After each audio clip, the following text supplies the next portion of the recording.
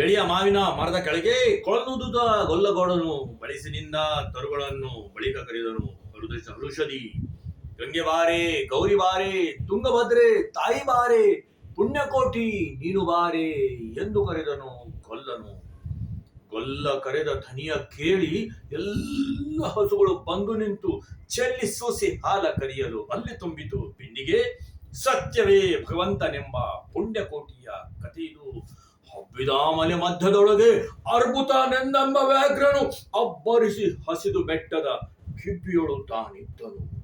ಪುಣ್ಯಕೋಟಿ ಎಂಬ ಗೋವು ತನ್ನ ಕಂದನ ನೆನೆದುಕೊಂಡು ಮುನ್ನ ಹಾಲನ್ನು ಕೊಡುವೆನೆನ್ನುತ್ತಾ ಚಂದದೀದ ಬರುತ್ತಿದೆ. ಇಂದೆನಗೆ ಆಹಾರ ಸಿಕ್ಕಿತು ಎಂದು ನಂಬಿದ ದುಷ್ಟ ವ್ಯಾಘ್ರನು ಬಂದು ಬಳಸಿ ಅಡ್ಡಕಟ್ಟಿ ನಿಂದನ ಹುಲಿ ರಾಯನು. ಒಂದು ಭಿನ್ನ ಹುಲಿಯೇ ಕೇಳು, ಕಂದನಿರುವನು ದೊಡ್ಡಿಯೊಳಗೆ, ಮುನ್ನ ಹಾಲನ್ನು ಕೊಟ್ಟು ಬಂದು ಸೇರುವೆ ನಿನ್ನನು. ಪುಣ್ಯಕೋಟಿ ಎಂಬ ಗೋವು ತನ್ನ ಹಸುಗಳು ನೆನೆದುಕೊಂಡು ಮನೆಗೆ ಬಂದಿತು.